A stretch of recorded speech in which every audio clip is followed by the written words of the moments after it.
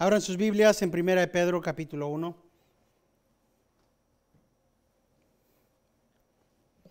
Primera de Pedro capítulo 1 y regresamos una vez más a los primeros dos versículos de este capítulo. Antes de que los leamos, vamos a nuestro Señor en oración. Te damos gracias, Padre Celestial, por tu palabra. Ayúdanos a valorarla y a valorar a tu Hijo, Señor, el tesoro más grande, la perla de gran precio. Señor, ayúdanos a crecer en amor y en entendimiento de tu palabra. Te pedimos esto en el nombre de Cristo, nuestro Redentor. Amén. Muchas veces van a encontrar que hablamos, o hablo, y el pastor Aarón también habla de las doctrinas. Son importantes y las encontramos, pero quiero que sepan que entre más bíblicas, más correctas, más profundas sean las doctrinas, con igual firmeza y fuerza viene el odio hacia ellas. La doctrina de elección y predestinación están odiadas y las vamos a encontrar, las hemos encontrado en los primeros dos versículos. Para antes del sexto versículo, no nada más vamos a hablar de la doctrina de la elección, la doctrina de la salvación, la doctrina de la santificación, pero también vamos a hablar de la doctrina de la providencia de Dios. Todo en 6 versículos. Y muchas de estas doctrinas son odiadas si no están comprendidas correctamente. Hace unas semanas, nuestra hermana Gloria estaba hablando de un grupo disque cristiano que estaban traficando a jovencitas. Y cómo es que abusaban de estas jóvenes. Cosas terribles. Y hablaba de cómo es que las usaban. Y les decían, si no haces esto, vas al infierno. Y le decía a la hermana en esos, cuando dijo eso, dije, lamentablemente, muchas personas preferirían eso a la obra bíblica de santificación.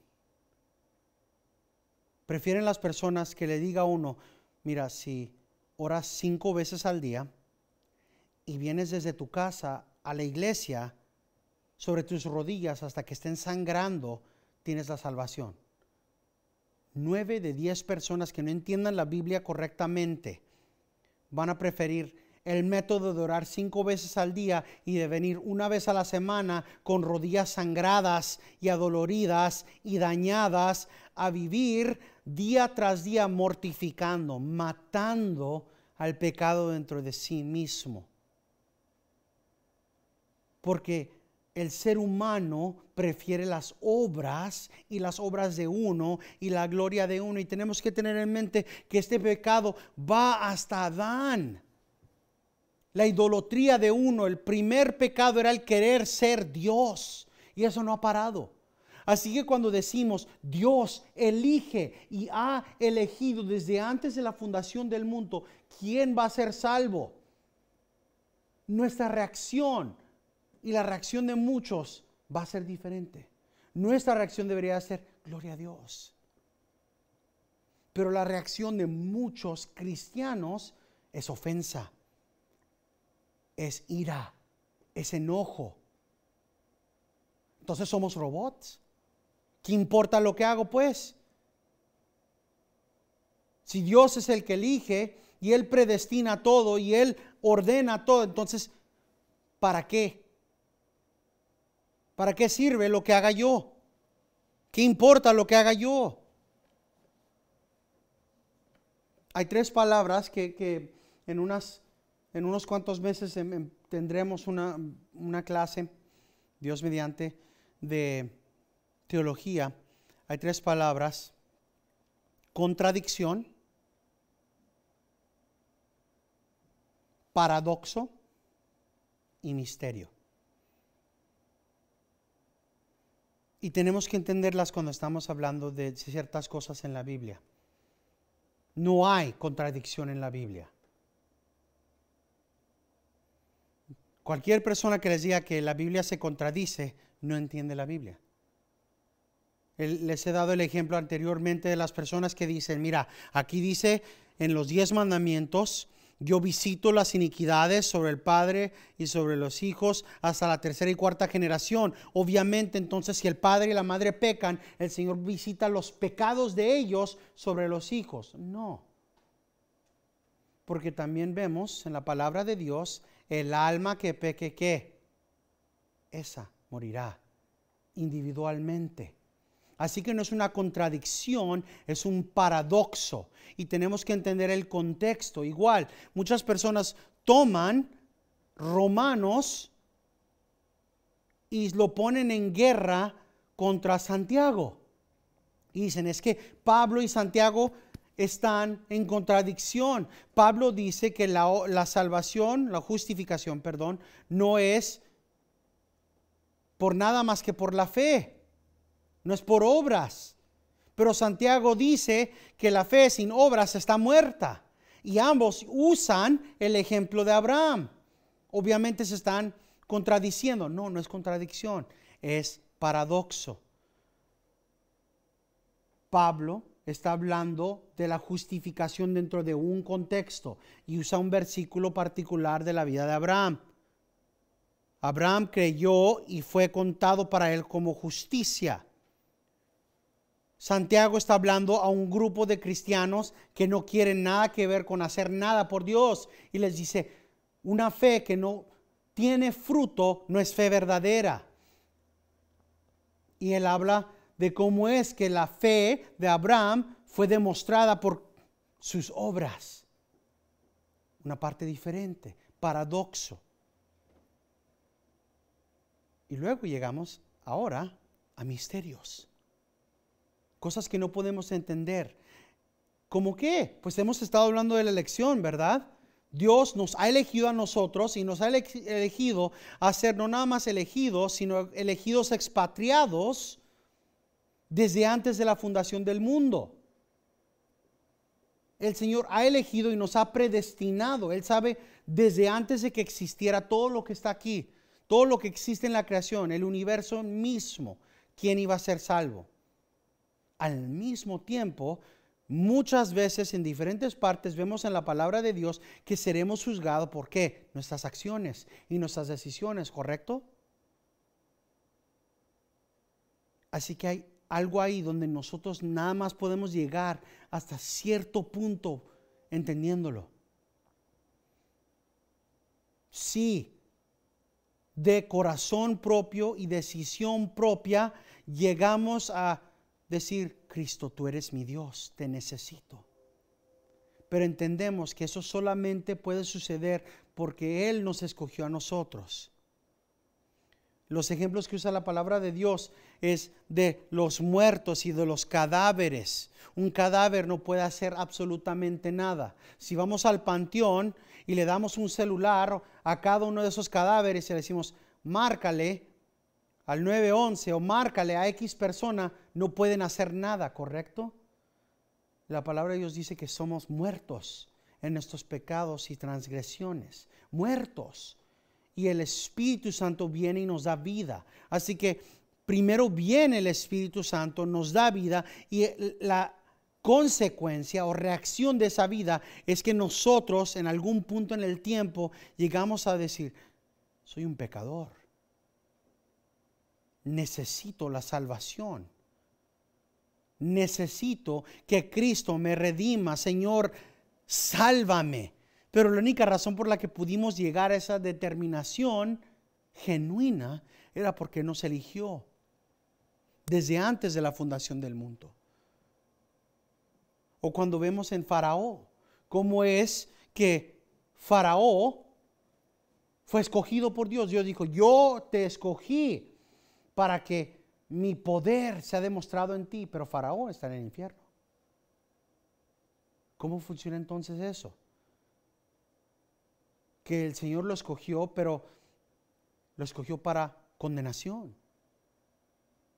pero al mismo tiempo será juzgado Faraón por sus decisiones, o Hitler por las suyas. Pero el Dios en el que creemos es soberano. Nos podemos marear. Es un misterio. ¿Cómo es que el Señor es más soberano en su voluntad que nosotros? Un misterio, pero es realidad. Dios es más grande, es más poderoso que nosotros. Él es creador, nosotros creación, y literalmente hay un enorme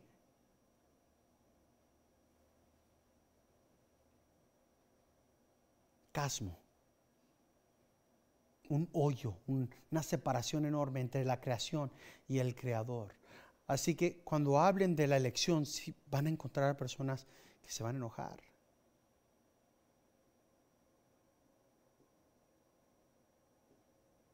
El que creyera. Van a decirles de Juan 3:16. Pero realmente, si lo leen en el griego, dice a todos los creyentes. Igual, aquí está escribiendo Pedro a los creyentes. Somos escogidos por Dios. Y ahora les he estado diciendo que esto está escrito a personas que están a punto de entrar en persecución. Y todos conocemos a menos una persona, estábamos orando por una, que está en tribulación ahorita, en dificultad. Y Pedro no escribe diciendo, trata de encontrar una resolución aquí. No, él empieza su consuelo al cristiano recordándoles primeramente que son los elegidos de Dios. Lean conmigo, 1 Pedro capítulo 1, versículos 1 y 2. A los expatriados de la dispersión en el Ponto, Galacia, Capadocia, Asia y Bitinia, elegidos según el previo conocimiento de Dios Padre por la obra santificadora del Espíritu, para obedecer a Jesucristo y ser rociados con su sangre, con que la gracia y la paz os sean multiplicados. Ese es el comienzo de una carta escrita para el consuelo de cristianos, y empieza Pedro con esto: tu primer consuelo, cristiano, es que has sido escogido por Dios y has sido escogido como alguien expatriado. Vives en este mundo, pero no perteneces a este mundo. Está ese canto: no puede el mundo ser mi hogar. No puede el mundo ser mi hogar. En gloria tengo mi mansión. No puede el mundo ser mi hogar. Así que ese es el consuelo de cada cristiano. Cuando estamos en dificultades, cuando nos duele la rodilla o la espalda o X, nos acordamos: este mundo está pasando, este cuerpo va a ser resucitado con mi Señor perfecto y sin dolores. Tengo una esperanza que sobrepasa más allá del sol. Pero hasta ese momento tenemos esto. Tenemos que acordarnos que somos elegidos expatriados. Fuimos escogidos para ser separados de este mundo. Pero eso no significa que tenemos que ser aislados. No somos de este mundo, pero vivimos en el mundo. No podemos ser monjes y monjas escondiéndonos. Tenemos un ministerio como representativos de Dios en este mundo. Los que van y proclaman las buenas nuevas de salvación en Cristo Jesús. Somos los que tenemos ese llamamiento.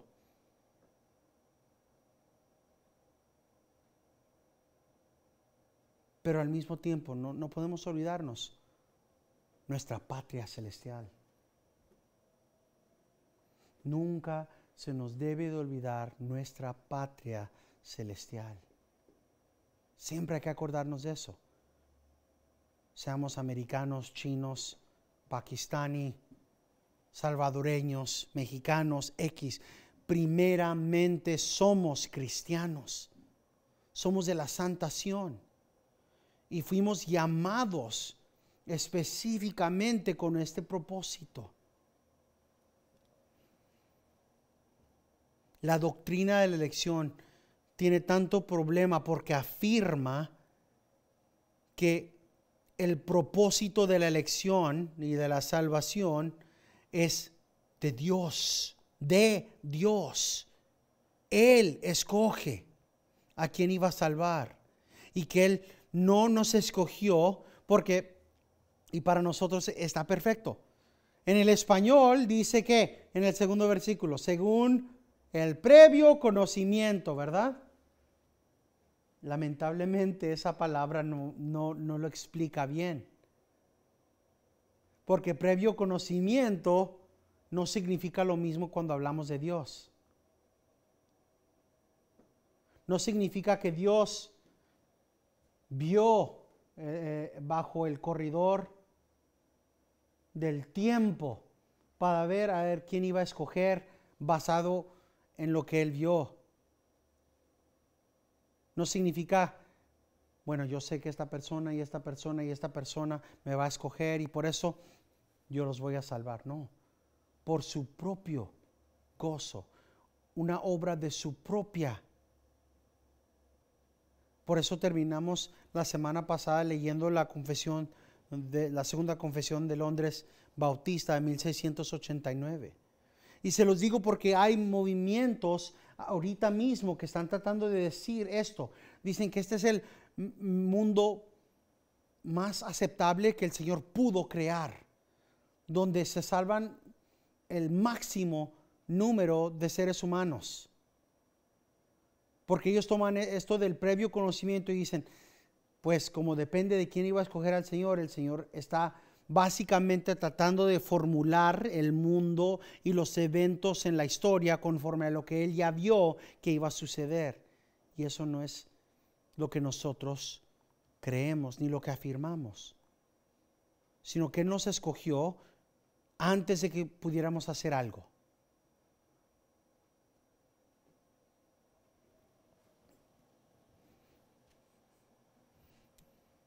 Y fuimos escogidos para un propósito.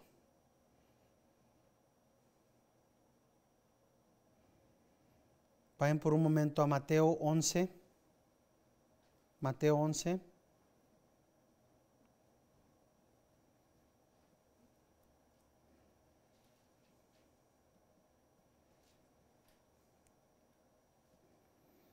...25 al 27... Mateo 11, 25 al 27...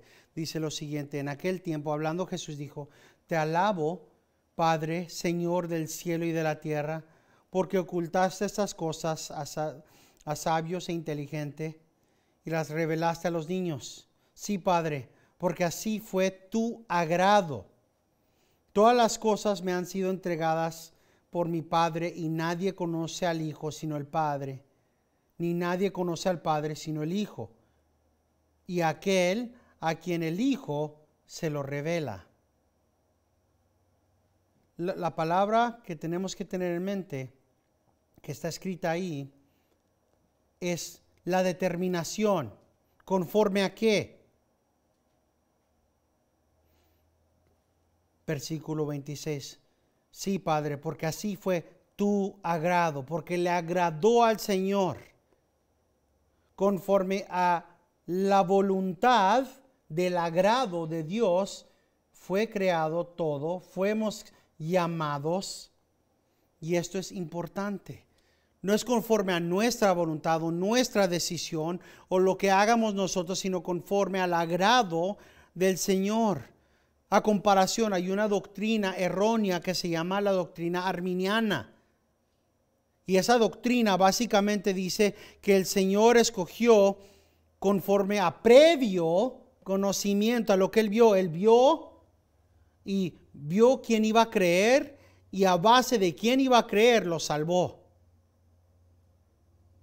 Basado en esa doctrina arminiana, el Señor escogió a nosotros, pero nada más porque nosotros lo escogimos al primero. Pero eso no es correcto. La palabra de Dios dice, Él nos escogió a nosotros primero. Él nos amó a nosotros primero. Lo amamos a Él porque Él nos amó a nosotros.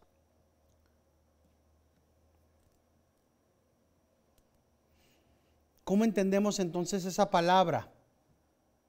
Previo conocimiento. previo conocimiento. Vamos a estar en varios lugares en las Escrituras, así que tengan lápiz listo. El previo conocimiento en las Escrituras, y acuérdense, cuando se habla del Señor, siempre estamos hablando de una particularidad. El Señor lo conoce todo. Sabemos que uno de los atributos de Dios es omnisciencia. Ahora, entiendan, omnisciencia significa que Él lo sabe. El verbo saber es presente, es continuo. Él sabe todo, tiene todo conocimiento, no está aprendiendo. Así que cuando estamos hablando de la elección, no estamos diciendo que el Señor vio quién iba a ser salvo y a base de ese entendimiento o aprendimiento escogió. No. Vemos, por ejemplo, en Isaías 46, 9 a 10. Isaías 46, 9 a 10. O Hechos 15, 18. Hechos 15, 18. ¿De qué es de lo que estamos hablando aquí? Por ejemplo, en Hechos 15, 18 dice el Señor que hace saber todo esto desde tiempos antiguos. El Señor sabe todo. Siempre lo sabe. Pero esta palabra previo conocimiento tiene connotaciones de ordenancia, de preordenancia. Nos ha predestinado. Los versículos donde más vemos eso, Romanos 8. Vamos ahí. Romanos 8. Romanos 8, 28 por delante. Y sabemos que para los que aman a Dios, todas las cosas cooperan para bien. Esto es para los que son llamados conforme a su propósito. Eso lo conocemos todos nosotros, ¿verdad? Cuando estamos pasando por dificultades, ¿qué decimos? ¿Sabes qué? Sabemos que para todos los que aman al Señor, todas las cosas suceden para bien. Una vez más, ahí tenemos a personas que aman a Dios. Pero ¿cómo llegaron a amar a Dios? Porque los que de antemano conoció, es lo mismo, previo conocimiento, de antemano conoció, la misma palabra en el griego, también los predestinó a ser hechos conforme a la imagen de su Hijo, para que Él sea el primogénito entre muchos hermanos. Ahora, quiero que vean cómo es que ese previo conocimiento, ese antemano conocimiento, siempre está conectado a una relación con Dios. Él los ha predestinado, y a los que predestinó, versículo 30, a esos también llamó. ¿Los predestinó a qué? A una relación para ser conforme a la imagen de su Hijo, conforme al sacrificio de Cristo. Y a los que predestinó, estos también llamó, y a los que llamó también justificó, y a los que justificó, a esos también glorificó. Así que esta preordenación, esta elección es con el propósito de salvación, de glorificación, de santificación. Siempre están unidas estas realidades. El Señor elige a las personas. Y cuando hablamos de la elección, la manera en la que podríamos entenderlo más bien es que el Señor ha decidido el demostrarnos su favor. Obviamente su favor demostrado en redimirnos, salvarnos, santificarnos, justificarnos, glorificarnos, o a vernos con favor. En Romanos 11, Romanos 11:2, Romanos 11:2,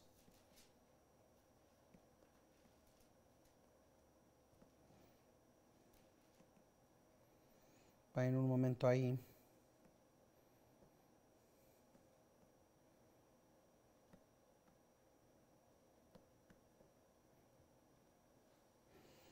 Dios no ha desechado a su pueblo, al cual conoció con anterioridad.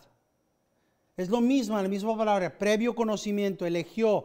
Dios no ha desechado a su pueblo, al cual conoció con anterioridad. ¿O no sabéis lo que dice la Escritura en el pasaje sobre Elías, cómo suplica a Dios contra Israel?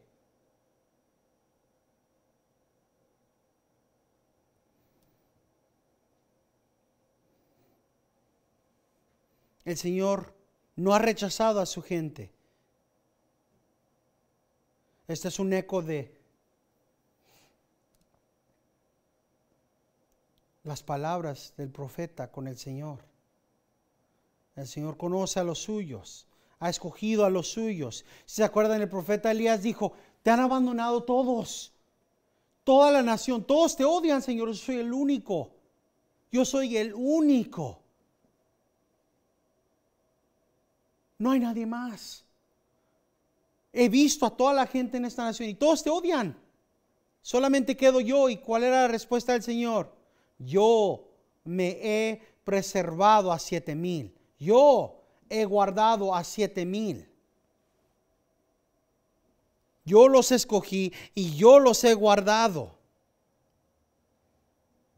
En Amos 3:2 dice el Señor: yo te he conocido y te he escogido a ti entre todas las familias.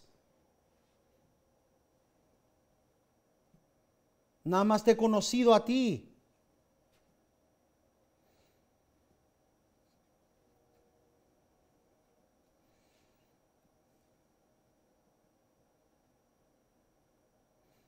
En el versículo 3, continuando en Romanos 11, Señor, han dado a muerte a tus profetas, han derribado tus altares y yo solo he quedado. Y atentan contra mí. Versículo 4. Pero ¿qué le dice la respuesta divina? ¿Qué le dice el Señor? Me he preservado 7,000 hombres que no han doblado la rodilla a Baal. ¿Qué es lo que dice el Señor? Dice el Señor: pues es que estos me han escogido a mí y se están escondiendo, pero son los míos. No, ¿verdad? Yo. La acción es yo, Dios, Dios, Dios. Yo he preservado. Yo los he guardado.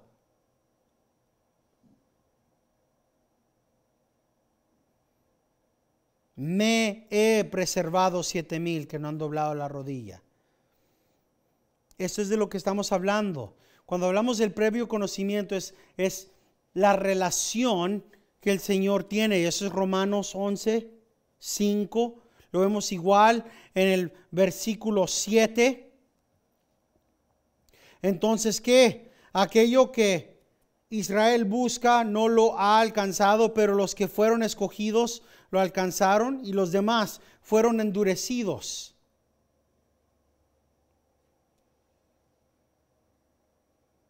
Es la elección del Señor.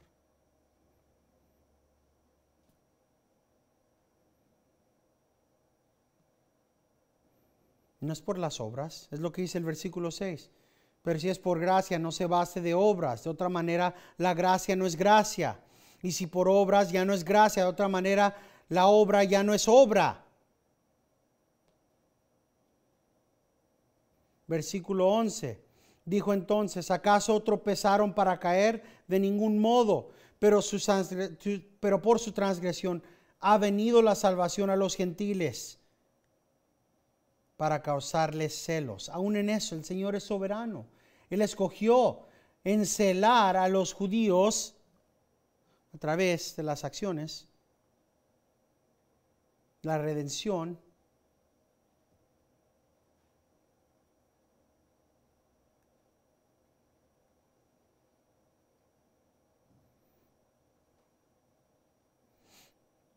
Continuamos. Fuimos elegidos conforme al previo conocimiento, pero quería tomar los momentos para que entendiéramos de qué es de lo que estamos hablando y cómo entendemos el previo conocimiento, no es el previo conocimiento como lo han de decir muchos.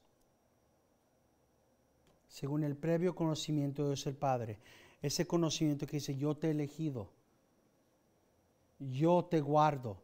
Y eso siempre viene con el propósito, y es lo que vemos, según el previo conocimiento del Señor, por la obra santificadora del Espíritu. Relación, lo vemos. Escogidos, expatriados, pero fuimos escogidos por la obra santificadora del Espíritu para obedecer a Jesucristo y ser rociados con la sangre. Fuimos escogidos para una relación íntima para con el Señor, y hay propósito. Por la santificación, por la obra santificadora del Espíritu Santo.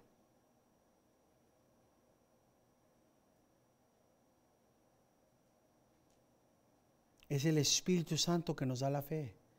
Entiendan esto, la elección sucede fuera del tiempo.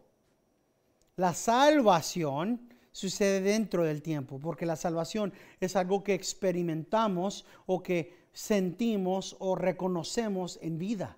Existimos nosotros confinados dentro del tiempo.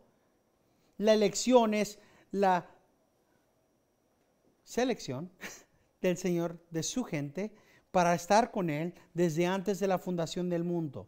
Nosotros tenemos la experiencia de la salvación y a veces nos podemos acordar. Yo me acuerdo, aún hasta ahorita, era el Día de las Madres, un domingo en la tarde. Nos acordamos de cuándo es cuando el Espíritu Santo nos abrió los ojos. Y hay personas que no se pueden acordar. Pero el punto viene siendo que la salvación la experimentamos en el tiempo. Nos acordamos, bueno, más o menos este año, o llevo X años en Cristo. Pero fuimos escogidos no nada más para ser expatriados, sino que fuimos escogidos para ser santificados. Tenemos el trabajo, el cargo, la obra de caminar en santificación. Somos elegidos para una santificación particular, no para comportamiento ostentoso, sino para genuinamente seguir ante el Señor. No para un tipo de cristianismo entre comillas, pero algo profundo. La santificación espiritual, porque muchos pueden parecerse santos. Martín Lutero, hablando de esto, dice: el Señor nos ha predestinado para que seamos santos, y más allá de eso nos ha llamado para ser espiritualmente santos. Esas palabras, santo, espiritual, han sido pervertidas por predicadores, en que hay aquellos papas y monjes que se llaman santos y espiritual, y han escandalizado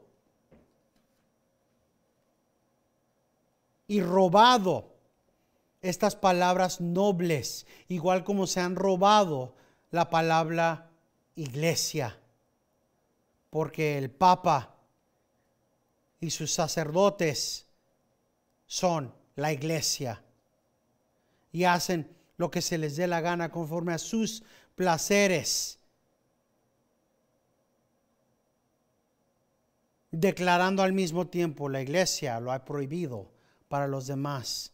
La santidad, la santificación, no es aquella cosa que se puede ver en el estado de monjes o de papas o de monjas, el vestimento de estas personas, sino lo espiritual, la palabra y el entendimiento es de aquella santificación interna que pasa en el Espíritu ante el Señor. Y por esta razón especialmente el apóstol Pedro nos demuestra que fuimos llamados a la santificación que el Señor produce dentro de nosotros. Eso es a lo que nos ha llamado el Señor. Nos ha llamado a ser expatriados, nos ha llamado a estar en la obra. Así que, por ejemplo, en la Biblia de las Américas dice por la obra santificadora, pero podríamos entenderlo en la obra. Hemos sido llamados para estar en la obra santificadora del Espíritu Santo. Y luego si siguen el pensamiento, son ustedes los llamados y han sido escogidos para ser expatriados y han sido escogidos o llamados para ser santificados y han sido escogidos no nada más para ser santificados, sino para obedecer a Jesucristo. ¿Sí ven la secuencia? Ese es el llamado del cristiano. Y lo interesante, una vez más, acuérdense, vamos por un momento, una vez más, al comienzo. ¿Por qué fue escrito esto? Para el consuelo de los cristianos. Piénsenlo, ¿cómo se consuelan los unos a los otros? ¿Cómo consuelan a los cristianos que tienen dificultades? Les dicen, el Señor te ha llamado para ser distinto al mundo, no amar las cosas del mundo, te ha llamado a ser santificado y esta obra y esta dificultad por la que estás pasando te va a santificar y está hecha no para que te alejes del Señor por las dificultades, sino para obedecer a Jesucristo. Porque es lo que está escribiendo aquí Pedro. Son los escogidos, escogidos expatriados, escogidos en la obra santificadora del Espíritu y están escogidos para obedecer a Jesucristo. Para obedecerlo.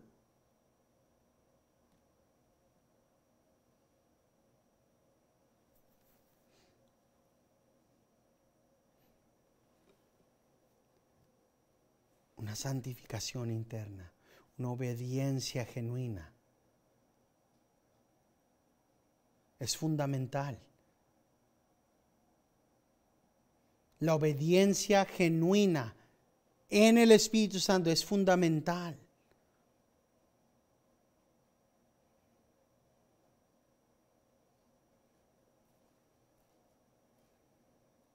Y fuimos escogidos finalmente para ser rociados con la sangre.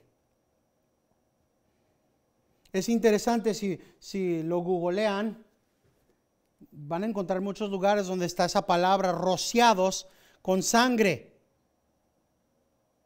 Hay tres maneras diferentes de interpretar esto en el Antiguo Testamento.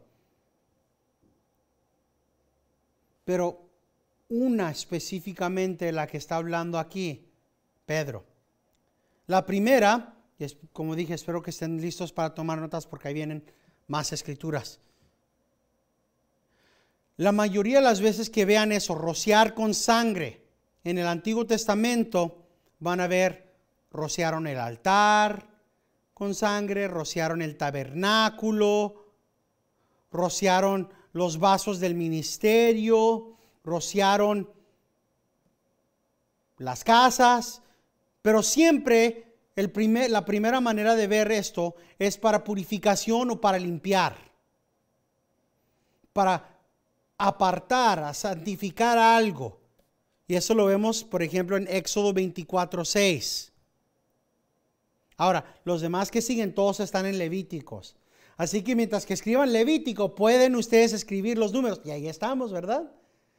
O sea, esto ya debería estar firme, ya bien grabadito en nuestra mente con el plan de lectura.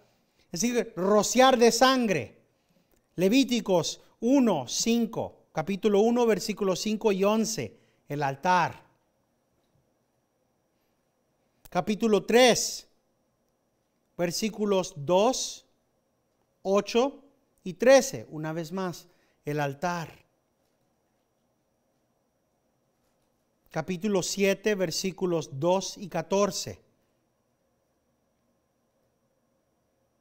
Capítulo 8, versículos 19 y 24. Capítulo 9, versículos 12 y 18. Y luego de vez en cuando van a ver algo un poquito diferente, pero de todos modos sigue siendo para purificación y limpiar. Por ejemplo, en Levíticos 14:7 es para los leprosos. Son pronunciados limpios y rociados con sangre. O en Levítico 14:51, cuando una casa está declarada limpia, se rocea con sangre 7 veces. O Levítico 16:14-15. El rociar sangre sobre el arca. La segunda manera, así que la primera para purificación, o limpiar, o santificación. La segunda manera en la que vamos a ver esa palabra rociado con sangre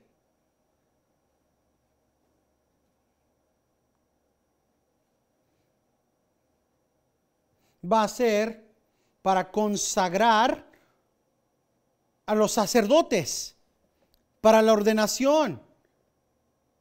Vayan por un momento en Levítico 8:30.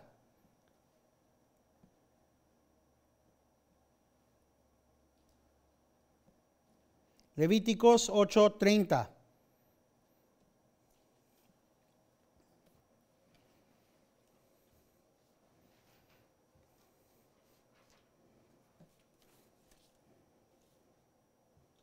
Ya lo pasamos, ya lo leímos.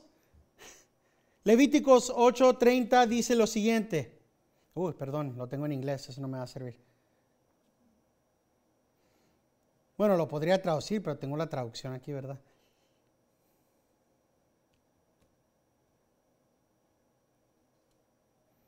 Levítico 8:30. Y tomó Moisés del aceite de la unción y de la sangre que estaba sobre el altar, y roció a Aarón y sus vestiduras, y a sus hijos y las vestiduras de sus hijos, y consagró a Aarón y sus vestiduras, y a sus hijos y las vestiduras de sus hijos con él. Esa es la segunda manera en la que van a ver si buscan esa palabra de rociar con sangre en el Antiguo Testamento. Y el tercero, y este es el del que estamos hablando nosotros, el rociar para pacto. Para pacto. Y esta es de la que estamos hablando aquí, cuando Pedro habla que somos elegidos para caminar en santificación y que somos elegidos para obedecer a Cristo. Fuimos elegidos para el rociar de sangre. En otras palabras, somos elegidos para estar en este mundo, pero no ser de este mundo. Somos elegidos para estar santificados o caminar en santificación. Somos elegidos para obedecer a Cristo y somos elegidos en pacto. Para eso vamos a Éxodo 24. Éxodo 24.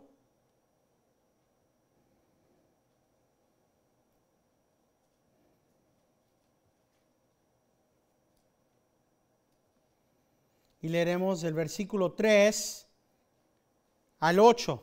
Versículo 3 al 8. Y Moisés vino y contó al pueblo todas las palabras del Señor y todas las ordenanzas, y todo el pueblo respondió a una voz y dijo: haremos todas las palabras que el Señor ha dicho. Y Moisés escribió todas las palabras del Señor. Levantándose muy de mañana, edificó un altar al pie del monte con 12 columnas por las 12 tribus de Israel, y envió jóvenes de los hijos de Israel que ofrecieron holocaustos y sacrificaron novillos como ofrendas de paz al Señor. Moisés tomó la mitad de la sangre y la puso en visajas, y la otra mitad de la sangre la roció sobre el altar. Luego tomó el libro del pacto y lo leyó a oídos del pueblo. Y ellos dijeron: todo lo que el Señor ha dicho haremos y obedeceremos. Entonces Moisés tomó la sangre y la roció sobre el pueblo. Y dijo: he aquí la sangre del pacto que el Señor ha hecho con vosotros según todas sus palabras. Eso es lo que estamos viendo en Segunda de Pedro. Fueron llamados para el rociar de sangre, y eso viene junto con el contexto del pacto.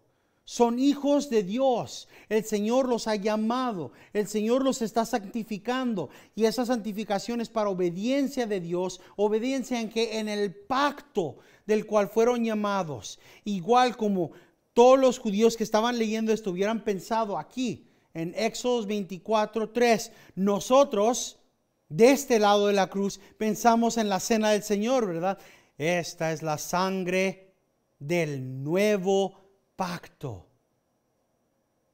Pacto. Eso es de lo que estamos hablando, de que el Señor nos ha llamado, nos ha escogido a estar en relación con Él, a estar en la obra santificadora del Espíritu.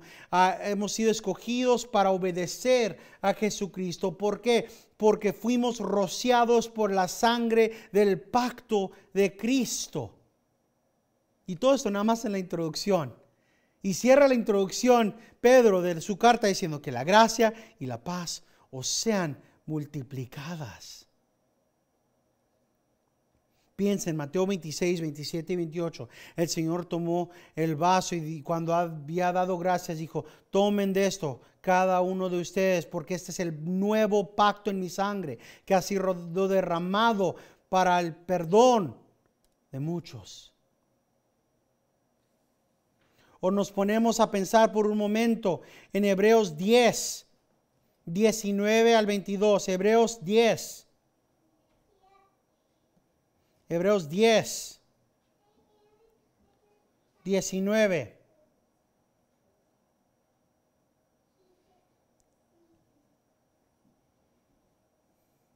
Hebreos 10, 19 al 22. Dice lo siguiente: entonces, hermanos, puesto que ofrecemos confianza para entrar al lugar santísimo, ¿cómo? Por la sangre de Jesús, por un camino nuevo y vivo que Él inauguró para nosotros por medio del velo, es decir, su sangre. Y puesto que tenemos un gran sacerdote sobre la casa de Dios, acerquémonos con corazón sincero, en plena certidumbre de fe, teniendo nuestro corazón purificado de mala conciencia y nuestro cuerpo lavado con agua pura.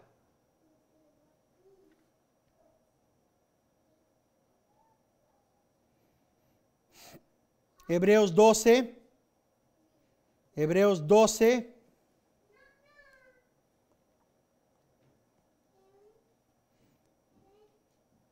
22 al 24.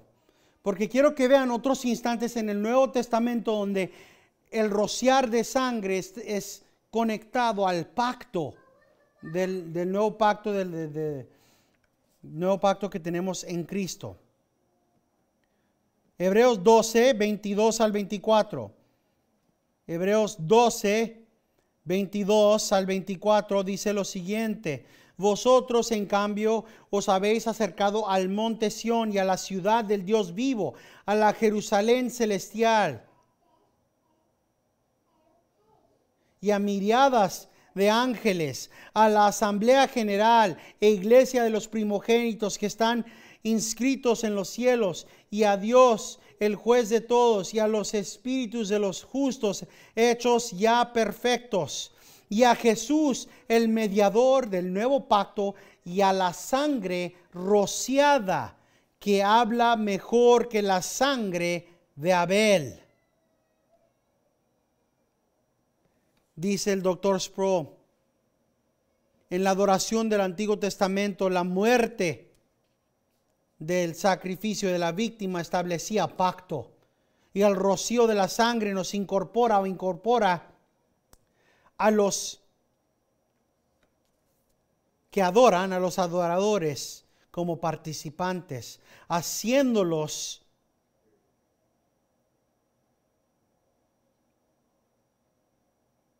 hacedores y receptores de los beneficios y las responsabilidades del pacto. Eso es lo que tenemos, un nuevo pacto. Y quiero que tengan en mente el pacto en el Antiguo Testamento. Si se rociaba sangre, ¿qué es lo que hizo? Leyó Moisés la ley, ¿verdad? Y la gente respondió, después de escuchar, ¿cómo respondieron? 2 veces. Todo lo que dice Jehová lo haremos, obedeceremos. Ya lo vimos, fuimos llamados a obediencia. Pero también somos los que reciben los beneficios. Somos los que reciben los beneficios. En un pacto el Señor dice, obedecerás lo que yo te he llamado a obedecer y yo te fortaleceré, yo nunca te abandonaré, yo estaré junto contigo, yo te prosperaré, yo te ayudaré, yo te santificaré, yo te guardaré, yo te redimiré. Somos los recipientes del nuevo pacto. Y lo interesante es que dice Pedro esto, ¿verdad? Y luego inmediatamente después de eso, entramos a una doxología. En otras palabras, adoración. Y después de eso habla de la herencia que tenemos. Así que dice, son heredores, recipientes de los beneficios de este nuevo pacto. ¿Y qué es lo que debería de causar eso dentro de nuestro corazón? Adoración. Por eso dice el versículo 3, bendito sea el Dios y Padre de nuestro Señor Jesucristo. Y después va a hablar de una herencia incorruptible, inmaculada y que no se marchita. Porque la teología no sirve para nada si no está conectada a la doxología. Y la doxología es la adoración de Dios. De nada nos sirve que nos hablemos si nos ha sido elegido por Dios, si lo que no sigue de nuestra boca, gloria a Dios. Y es exactamente lo que hace Pedro aquí. Dice, han sido escogidos. Y han sido escogidos para ser distintos del mundo, separados del mundo, no en el mundo, para ser santificados, para obedecer a Dios y para ser partícipes del pacto. Y eso debería de causar dentro de cada uno de ustedes gloria a Dios. Y ese es el tema de la próxima semana. Cerramos con las palabras de Pablo en 1 Tesalonicenses 5:23, y que el mismo Dios de paz os santifique por completo, y que todo vuestro ser, espíritu, alma y cuerpo sea preservado, irreprensible para la venida del Señor Jesucristo. Y todos los hijos de Dios dicen, amén.